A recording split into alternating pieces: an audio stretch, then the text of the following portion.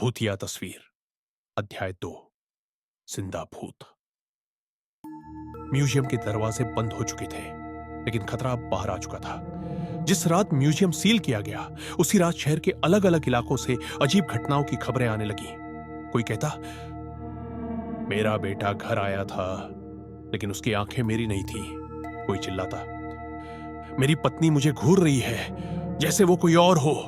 Police officer को अब समझ आ चुका था, तस्वीरें तो मिट गईं, पर आत्माएं बच निकली। पहला संकेत। एक पुलिस जवान जो म्यूजियम के अंदर पाउडर फेंकने वालों में शामिल था, अचानक रात के 2 बजे थाने की दीवार पर टंगी एक पुरानी फोटो को घूरने लगा। उस फोटो में अब वही जवान खड़ा था। अगले ही पल उसने जोर से चीख मारी और जमीन पर गिर पड़ा। उसके मुंह से बस एक ही वाक्य निकला, वो मुझे वापस ले जाने आए हैं। और उसकी सांसें थम गई। भूत विशेषज्ञ का डर। भूत विशेषज्ञ को जब यह खबर मिली तो उसका चेहरा पीला पड़ गया। वो जान गया था, जो आत्माएं सदियों तक तस्वीरों में कैद रही, अब उन्हें शरीर मिल चुका है और अब उन्हें तस्वीर की जरूरत नहीं। उसने पुलिस को चेतावनी दी, अब ये भूत आईने मोबाइल कैमरे और सीसीटीवी में दिखेंगे। मोबाइल कैमरे का श्राप। अगली सुबह एक लड़की ने सेल्फी ली। फोन की स्क्रीन में वह अकेली नहीं थी।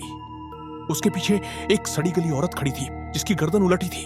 लड़की ने पलटकर देखा, पीछे कोई नहीं था, लेकिन कैमरा अब भी चालू था और उसमें वो औरत मुस्कुरा रही थी। अध्याय 2 का अंत। शहर में अफवाह फैल चुकी थी, जो भी कैमरे के सामने जाएगा वो तस्वीर बन जाएगा। और इसी डर के बीच एक सीसीटीवी फुटेज सामने आया, जिसमें साफ दिख रहा था म्यूजियम का बंद दरवाजा अपने आप खुल रहा था। दरवाजा खुलते ही अंदर से काली परछाइयां बाहर निकलने लगी। कोई रेंग रहा था, कोई उल्टे पांव चल रहा था और कोई सीधे कैमरे की तरफ देख रहा था। अचानक स्क्रीन फ्रीज हो गई।